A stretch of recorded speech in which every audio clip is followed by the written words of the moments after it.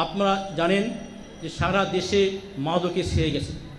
এই মাদক আমরা তৈরি করি না, আমাদের পার্শ্ববর্তী দেশ থেকে সীমান্ত পেরিয়ে এখানে ঢুকছে।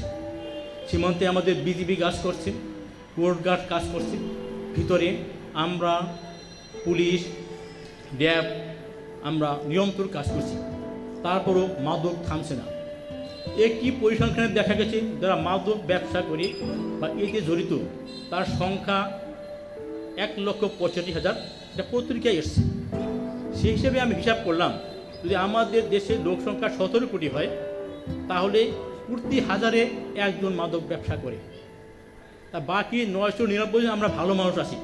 তা আমরা যদি 999 জন লোক রুখে দাঁড়াই তাহলে আমরা কি একজন মাদক ব্যবসায়ীকে গিরাতে পারবো না? অবশ্যই পারবো। আমাদের সেই মনোবল আছে, সেই ইচ্ছা আছে, আমাদের পক্ষে আইন আছে, আইন শৃঙ্খলা রক্ষাকারী বাহিনী আমরা কাজ করছি, আমাদের পক্ষে স্কুল কলেজের সম্মানিত শিক্ষক মণ্ডলী আছেন, আমাদের পক্ষে জ্ঞানীগুণী ব্যক্তিত্ব আছেন।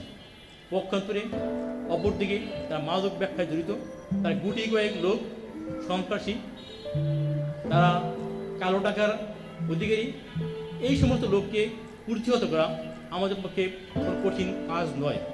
সবচেয়ে বড় সমস্যা একটি হিসাবে দেখা গেছে যে আমাদের বাংলাদেশে প্রতিদিন দৈনিক 20 কোটি টাকার মাদক সেবন করা হয়, তাতে বছরে 7,300 কোটি টাকার মাদক আমরা সেবন করি। আর যারা মাদক সেবন করে বা শতকরা 80% তরুণ মানেই স্কুল কলেজের ছাত্র বা ছাত্রী। আর যারা মাদক সেবন করে তার মধ্যে 10% নারী। কিন্তু যারা মাদক ব্যবসা করে তার মধ্যে আবার নারীর সংখ্যা আরও অনেক বেশি। আমাদের কিন্তু অনেক নারী ব্যবসায়ী ধরা পড়ছে। আমরা এই মাদক ব্যবসায়ীদের বিরুদ্ধে আমরা অভিযান অব্যাহত রেখেছি, ছোট হোক বড় হোক, আমরা যেখানেই খবর পাই আমরা মাদক ব্যবসায়ীদের বিরুদ্ধে আমরা অভিযান পরিচালনা করি, আমরা আটক করি।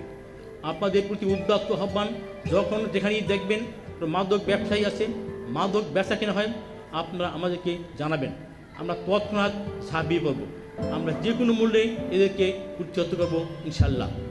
আর আমাদের আরেকটি দিকে খেয়াল রাখতে হবে, একটা কমন কথা, যারা মাদক সেবন করে যদি তারাই মাদক সেবন থেকে বিরত হয়, যদি আমরা মাদক সেবন না করি তাহলে মাদক ব্যবসায়ী কার কাছে মাদক বিক্রি করবে? যেমন শুধু আমাদের যারা তরুণ সমাজ তারা যদি মাদক থেকে নিজেরাই বিরত হয় তাহলে তো আর মাদক ব্যবসায়ীরা মাদক নিয়ে আসবে না। তাই আমাদের স্কুল কলেজে মাদক বিরোধী কমিটি আছে, সেই কমিটির একজন প্রধান শিক্ষক বা প্রিন্সিপাল। আমরা আহ্বান জানাবো প্রত্যেক স্কুল কলেজ এই মাদক বিরোধী কমিটির মাধ্যমে নিয়মিত অভিভাবক সমাবেশ করবেন।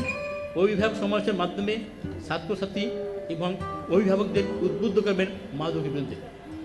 যদি প্রত্যেক পরিবারের অভিভাবক, তিনি মা হোক বাবা হোক, তিনি যদি খবর রাখেন যে তার ঘরের ছেলে মেয়েটি ঠিকমতো সন্ধ্যার পরে ফেরত আসলো কিনা, কোথায় যায় কোথায় না যায়, তাহলে কিন্তু আমরা আমাদের পরিবারের সদস্যদের মাদক থেকে মুক্ত রাখতে পারবো।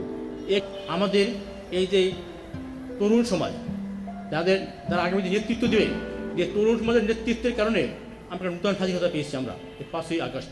সেই তরুণ সমাজকে আমরা কোনোভাবেই ব্যর্থ দিতে পারি না, তাদেরকে আমরা কোনোভাবেই মাদক আসক্ত হোক এটি অ্যালাউ করতে আমরা পারি না। আমরা সকলে মাদকের বিরুদ্ধে সোচ্চার হব। এই জন্য আমরা শুরু করব আমাদের পরিবার থেকে, আমাদের স্কুল থেকে, আমাদের কলেজ থেকে আমরা মাদককে না বলবো, এবং যারা মাদক ব্যবসা করে তাদের বিরুদ্ধে আমরা রুখে দাঁড়াবো।